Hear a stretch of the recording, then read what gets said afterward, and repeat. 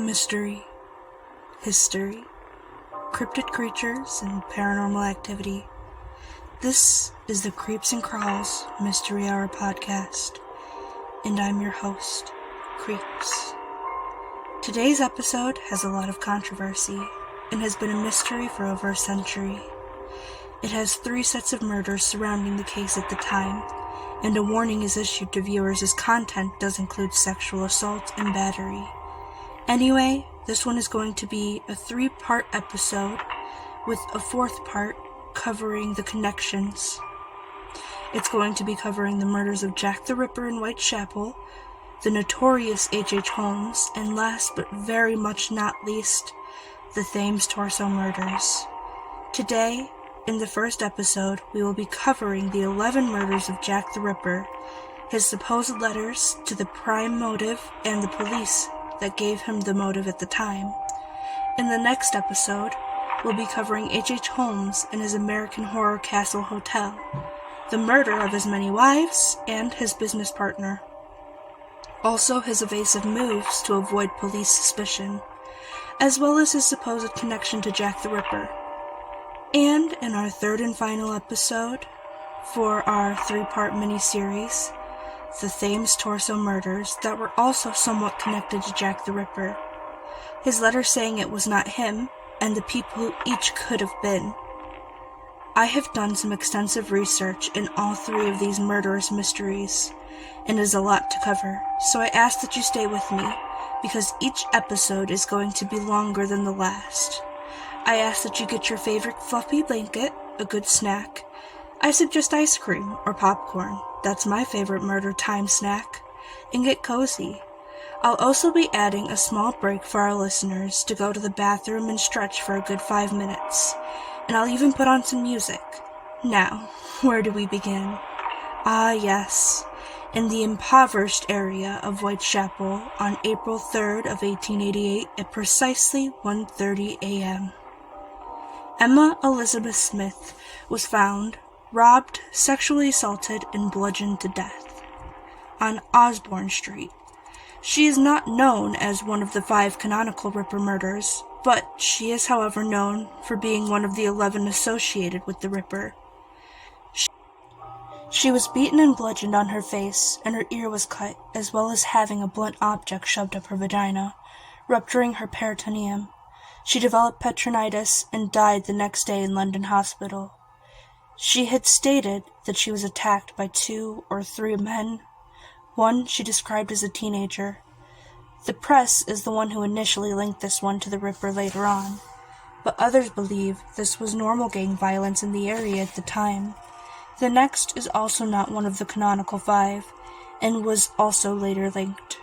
Her name was Martha Talbram, and on August 7th, 1888, she was found murdered on a staircase landing in George Yard, Whitechapel, and had suffered 39 stab wounds to her throat, lungs, heart, spleen, liver, and abdomen, with additional stab wounds afflicting her breasts and vagina. She had not been raped, however. The savage nature of her wounds and the lack of an obvious motive, and the location and closeness to the later murders of the Ripper are what eventually connected her to the canonical murders. However, this murder differs from Jack's usual murders carried out by the Ripper, because she had not suffered any slash wounds to her throat or abdomen. Many do not suspect the Ripper because of this one main difference. The next murders we'll cover are known as the canonical 5. The first of these murders, Mary Ann Nicholas, whose body was discovered on the night of Friday, August 31st, 1888, at 3:40 a.m. in Bucks Row, Whitechapel. She had last been seen alive 1 hour before the discovery of her body, and by presumed previous roommate, Emily Holland, walking in the direction of Whitechapel Road. Her throat was severed by 2 deep cuts. One severed all the tissue down to the vertebrae. Her vagina had been stabbed twice, and the lower part of her abdomen was ripped open, displaying a jagged wound across her bowels to show several other incisions inflicted to both sides of her abdomen. It is believed that all of the wounds were inflicted by the same knife, each in a downward thrusting motion. Just 1 week later, on September 8th, 1888, Annie Chapman, the second of the 5 canonical murders, was discovered at 6 a.m. near the steps of the backyard of 29 Hanbury Street, Spitalfields, with her throat severed in the same way as the previous victim, and her abdomen being cut entirely open with a section of skin and flesh on her small intestines being removed and placed over her right shoulder, as well as her uterus and sections of her bladder and vagina were also removed. It was clear that they had a killer on the loose, but this one, however, had a spotting of her murder. A young lady named Elizabeth Long had seen her with a dark-haired man sporting a brown deerstalker hat and a dark overcoat, with her standing outside of 29 Hanbury Street 30 minutes prior to her brutal murder. She had even heard the suspect speak the question, "Will you?" And her response was yes. It is unknown what they were discussing. The next 2 murders happened on the same day, on Sunday, September 30th, 1888. The 2 women were Elizabeth Stride and Catherine Eddowes. Stride was discovered within the earlier hours of the day, around 1 a.m., in Dutiful's yard, off Berner Street, in Whitechapel. The cause of death? A single clean-cut incision 6 inches across her neck, which severed her left carotid artery and her trachea before slipping beneath her right jaw. The absence of any other injuries has put the question up as to whether the Ripper was truly responsible or if he was merely interrupted during the attack. Several witnesses later informed police that Stride was in the company of a man near Berner Street on the 29th, but each gave different descriptions. The next on that day was Eddowes, found on the corner of Murder Square in the city of London at 2:25 a.m. She was found, her throat severed, ear to ear, and her abdomen was ripped open by a long, deep, and jagged wound before her intestines were placed over her right shoulder. Part of those intestines, however, were detached and placed between the body and the left arm. The kidney and a chunk of her uterus had been removed, and her face was disfigured. Her nose was severed, and her cheek slashed. She had cuts vertically into her eyelids, and a triangle incision pointing toward her eyes, and on each of her cheeks almost jester-like, and the lobe of her right ear was later recovered from her clothes, and it's speculated that it only took the Ripper 5 minutes to mutilate the body. And later on, the murderer of both of these women would become known as the Double Event. Later on that morning, at 2:55 a.m., Eddowes' apron was found at the entrance to a tenement with the chalked-out inscription, "The Jews are the men that will not be blamed for nothing." This was later called the Golston Street Graffito. The message appeared to imply that the Jew or the Jews were responsible for the murders, but it's unclear if the writings even had anything to do with the case, because such graffiti was common, and it was not that untypical to find in the area at the time, and the graffiti that was there was ordered to be removed before the morning. And this is where we'll pause to take our 5-minute break. Relax and listen to some great music.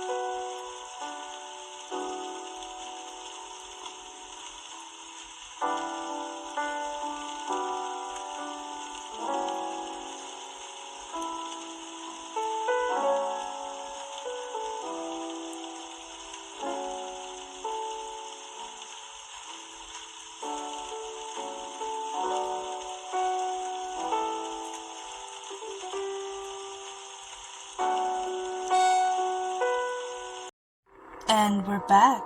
I hope you enjoyed those 5 minutes, and I hope you stretched and you did what you needed to do.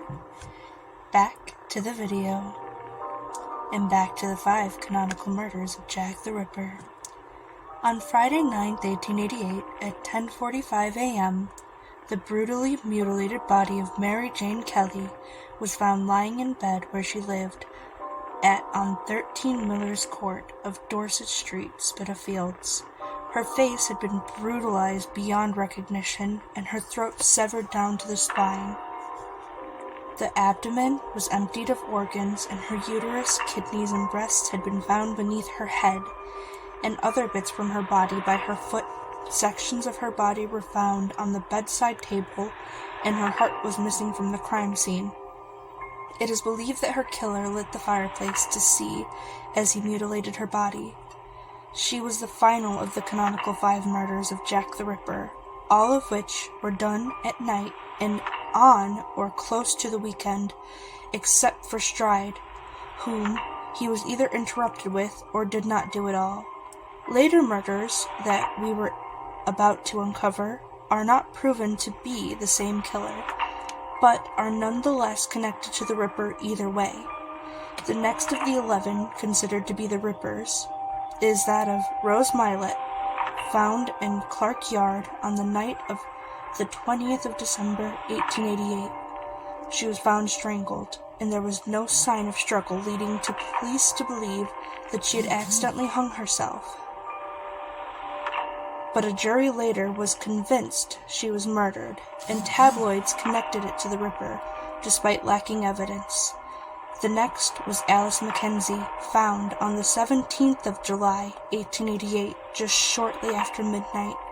She had 2 stab wounds to the neck, and her left carotid artery had been severed, along with several minor cuts and bruises, and a 7-inch-long wound from breast to navel, though it is well believed that this was a copycat who was trying to cover up his murder with the likeness of the Ripper.